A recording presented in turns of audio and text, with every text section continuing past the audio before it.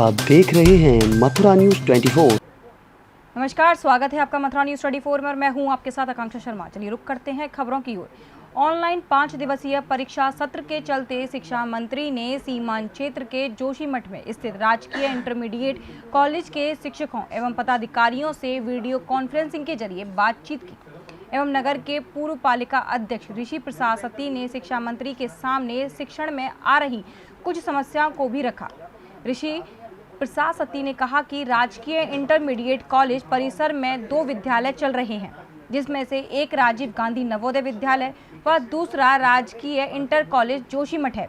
अब वर्तमान में राजकीय इंटर कॉलेज जोशीमठ की सब भवनों व प्रार्थना मैदान में भी नवोदय विद्यालय द्वारा अधिकृत कर लिया गया है, जिससे शिक्षण कार्य में बाधाएं उत्पन्न हो रही हैं। इन सभी प्रश्नों को पूर्व नगर पालिका अध्यक्ष ऋषि प्रसाद सती द्वारा शिक्षा मंत्री के सम्मुख रख रोष भी प्रकट किया गया। और यहाँ के विद्यालय का अगर किसी प्रकार से ग्रामीण क्षेत्रों के बच्चों का प्रवेश होगा, ये भूमि हम लोगों ने इस राजकीय इंटर कॉलेज जोशीमठ के लिए दी गई है। मैं चाहूंगा कि राजीव नवोदय विद्यालय के लिए भूमि आप अन्य क्षेत्र में ढूंढने का कष्ट करेंगे। और यहाँ की जनता में बहुत रोष भी है कि 2 विद्यालय एक ही क्षेत्र में चल रहे हैं। इसलिए मैं आपसे निवेदन करना चाहता हूं और तत्काल इसमें कार्रवाई करें। राजकीय इंटर कॉलेज जोशीमठ की कुल मूलभूत सुविधा के लिए एक समस्याएं थी, और जैसे कि कोरोना महामारी के अंतर्गत अभी तक इस क्षेत्र में कोई भी ऐसा कोई केस नहीं है, और विद्यालय में क्या परीक्षा हो सकती है तो उस बारे में हमने कहा परीक्षा जरूर हो सकती है, क्योंकि परिसर बहुत बड़ा है। और दूरस्थ क्षेत्र में जिस प्रकार से ऑनलाइन परीक्षा नहीं हो सकती, ऑनलाइन पढ़ाई नहीं हो सकती, तो हमने उसमें ये कहा कि भाई आप इसको स्कूलों में पढ़ा करके सोशल डिस्टेंसिंग की तरह इनको पढ़ाएं और परीक्षा लें। साथ ही राजकीय इंटर कॉलेज जोशीमठ की जो भूमि है वो हमारे द्वारा जोशीमठ के ग्राम जोशीमठ के गांव वालों ने तत्कालीन प्रधानमंत्री स्वर्गीय इंदिरा गांधी की जी जोशीमठ जब पधारी थी तब राजकीय इंटर कॉलेज जोशीमठ के इस मैदान में आई थी, और ये सारी भूमि लोगों ने दान में दी है। और राजकीय इंटर कॉलेज जोशीमठ का इतना बड़ा परिसर दान की भूमि से है, लेकिन विद्यालय के परिसर में राजीव नवोदय विद्यालय चल रहा है, जिससे वहां पर जो अन्य बच्चे पढ़ने वाले उनके लिए बहुत बड़ी समस्याएं उत्पन्न हो रही हैं। साथ ही उत्पन्न होने के कारण मैं चाहता हूं राजीव नवोदय विद्यालय ग्रामीण क्षेत्र में किसी स्थान पे खोला जाना चाहिए, जहां पर इनको मूलभूत सुविधाएं, मैदान की सुविधा, हॉस्टल की सुविधा आदि सब प्राप्त हो। मैं चाहूंगा इस परिसर से तत्काल राजीव नवोदय विद्यालय को हटाने की बात मैंने माननीय मंत्री जी से की, और मंत्री जी ने पूर्ण रूप से आश्वासन दिया है। इस विद्यालय को मैं तत्काल अधिकारियों को निर्देशित कर रहा हूं, और उन्होंने हम चाहेंगे कि इस राजीव नवोदय विद्यालय को जोशीमठ क्षेत्र के अंतर्गत, विकास खंड के अंतर्गत ग्रामीण क्षेत्र में स्थित किया। कोरोना वायरस के चलते लगभग 2 महीने बाद कान्हा की नगरी में रेस्टोरेंट खुल गए हैं। अब ब्रजवासियों को स्वाद का चटकारा मिलेगा। इम्यूनिटी पावर बढ़ाने के लिए बसेरा रेस्टोरेंट की एक नई पहल चालू की गई है। लगभग 30,000 रुपये किलो की सब्जियां कोरोना से लड़ने के साथ शारीरिक क्षमता बढ़ाने में मददगार होंगी।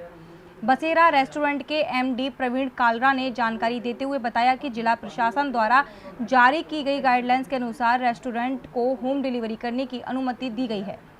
इसी की तैयारियों को लेकर आज रेस्टोरेंट को सैनिटाइज करवाया है। साथ ही रेस्टोरेंट में एक स्पेशल किचन तैयार की है, जिसमें 4 से 5 लोग किचन में खाना बनाएंगे।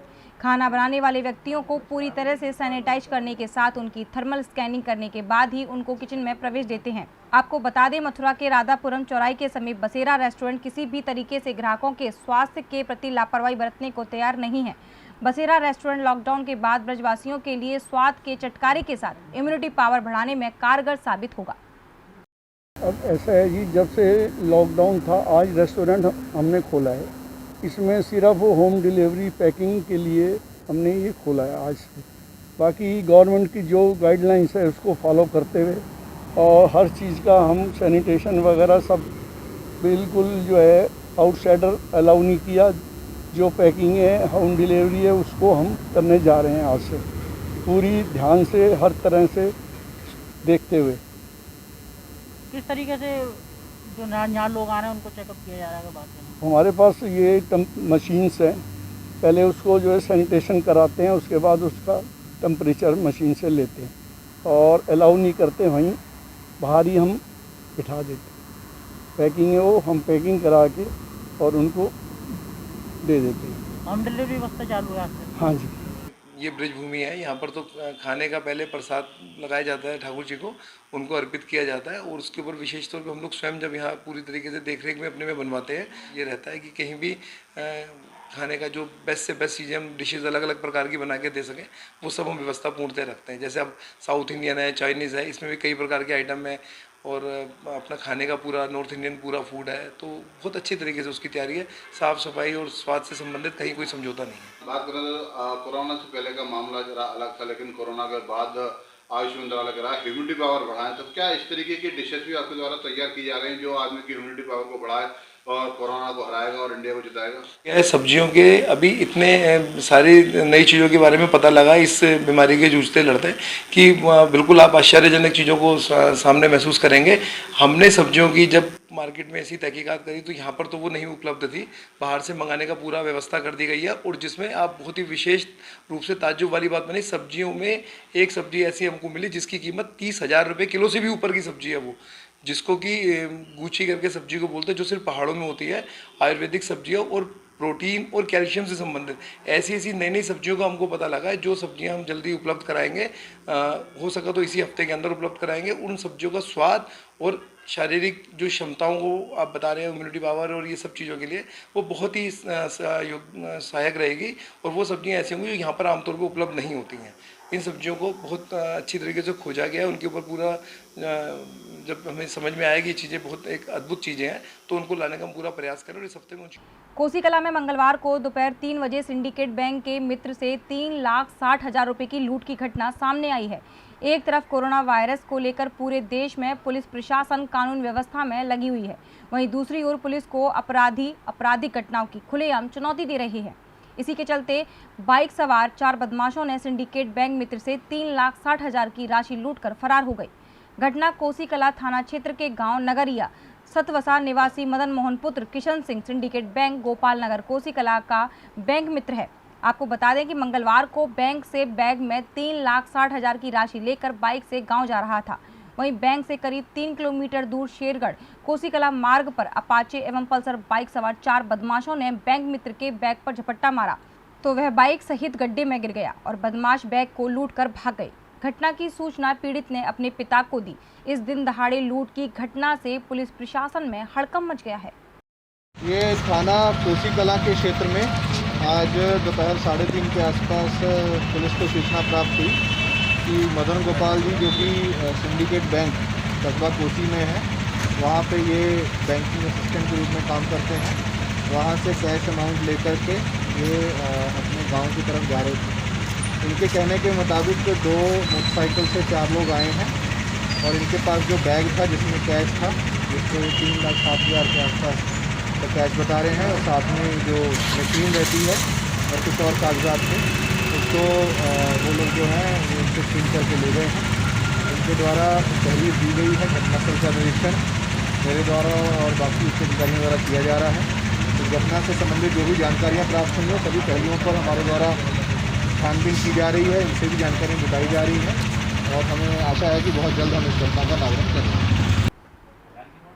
महावन तहसील के सभागार में एसडीएम महावन जग प्रवेश के द्वारा सभी लेखपालों के साथ एवं कानूनगो के साथ एक बैठक आयोजित की गई। इस बैठक की जानकारी देते हुए एसडीएम महावन जग प्रवेश ने बताया कि सरकार के द्वारा निर्देशित किया गया है कि सभी तहसीलों में आने वाले प्रवासी मजदूरों की एक सूची तैयार की जाए जिससे उन्हें राशन उपलब्ध कराया जाए।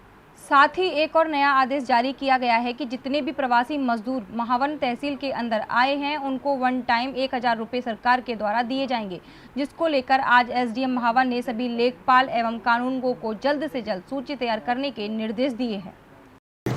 जी, आज मेरे द्वारा तहसील महावन में मीटिंग हुई। इसका मुख्य उद्देश्य यह था कि माननीय मुख्यमंत्री जी के आदेशानुसार जितने भी प्रवासी मजदूर हैं उनकी कठिनाइयों का संज्ञान लेते हुए माननीय मुख्यमंत्री जी ने आदेश दिया कि जितने भी प्रवासी मजदूर बसों, ट्रेनों, आश्रय स्थल इनके माध्यम से या फिर कई ऐसे मजदूर जो किसी अन्य अपने साधनों से भी किसी प्रकार से गाँव में पहुँचे हैं तो ऐसे सभी लोगों की एक सूचना बनानी है, हमको संकलित करनी है, जिनमें उन्होंने पेशे का प्रकार और ये सब सूचनाएं भी, स्किल जो कौशल है उनकी भी सूचनाएं लेनी, ताकि उनको भविष्य में रोजगार दे सके।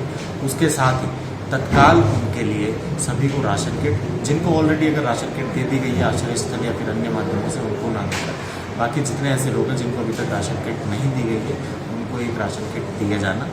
वे वन टाइम 1000 रुपये का भुगतान किए जाने का आदेश है। तो मेरे द्वारा सभी लेखपाल और कानूनों को निर्देशित किया गया कि वे इसमें प्रभावी रहकर सूचना संकलित तुरंत से तुरंत कर सकें, ताकि वो सूचना शासन स्तर पर प्रेषित की जा सके और ऐसे जितने भी प्रवासी मजदूर हमारे भाई बंधु हैं उनको लाभान्वित किया जा सके, उनको खाना पहुंचा सके, भोजन पहुंचा सके और उनको और भविष्य में उनके लिए रोजगार के अवसर पैदा किए जा सके। सर कुछ समय निर्धारित किया कब तक कार्य पूरा करके देंगे? जी, अभी तक शासन से हमको कोई ऐसा टाइम लाइन नहीं मिला, लेकिन मैंने यह किया है कि अगले 72 घंटे के भीतर सभी लोग इस प्रकार की सूचना पूर्ण तरीके से बिना त्रुटि के बना लें, ताकि जल्दी से जल्दी उन लोगों को सुविधाएं दी जा सके।